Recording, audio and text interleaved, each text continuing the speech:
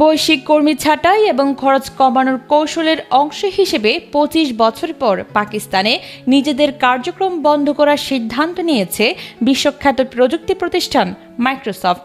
বিষয়টি নিশ্চিত করেছে ভারতের প্রভাবশালী সংবাদ মাধ্যম দ্য হিন্দু এবং পাকিস্তানের শীর্ষস্থানীয় পত্রিকা ডন পত্রিকা মাইক্রোসফট পাকিস্তানের সাবেক কান্ট্রি ম্যানেজার জাওয়াদ রেহমানের লিঙ্কডইন পোস্টের উদ্ধৃতি দিয়ে জানায়, প্রতিষ্ঠানটি আনুষ্ঠানিকভাবে পাকিস্তানে তাদের কার্যক্রম গুটিয়ে নিচ্ছে। এই ঘোষণার পরপরই পাকিস্তানের প্রযুক্তি খাতসহ বিভিন্ন স্টেক হোল্ডারের মধ্যে গভীর উদ্বেগ দেখা দেয়। তাদের মতে মাইক্রোসফটের এই সিদ্ধান্ত শুধু কর্মসংস্থানে আঘাত হানবে না, বরং দেশের অর্থনীতির ওপরও নেতিবাচক প্রভাব ফেলবে।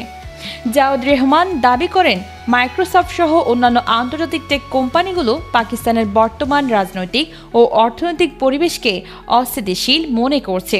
তার ভাষায়, একসময় মাইক্রোসফট পাকিস্তানে তাদের কার্যক্রম আরও বিস্তৃত করার কথা ভাবলেও দেশের নিরাপত্তা ও অর্থনৈতিক অনিশ্চয়তার কারণে ২০২২ সালের শেষ দিকে তারা ভিয়েতনামকে বিকল্প হিসেবে বেছে নেয়। এদিকে পাকিস্তানের সাবেক প্রেসিডেন্ট ডক্টর আরিফ আলভি এক্সে দেওয়া এক পোস্টে এই ঘটনাকে অত্যন্ত দুঃখজনক আখ্যা দেন। তিনি বলেন, এটি আমাদের অর্থনৈতিক ভবিষ্যতের জন্য একটি গুরুতর সতর্কবার্তা।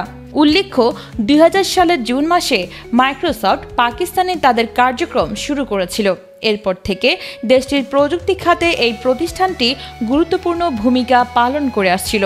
বিশেষ করে সফটওয়্যার উন্নয়ন, ক্লাউড কম্পিউটিং এবং শিক্ষা খাতে তারা নানা ধরনের উদ্যোগ নেয়।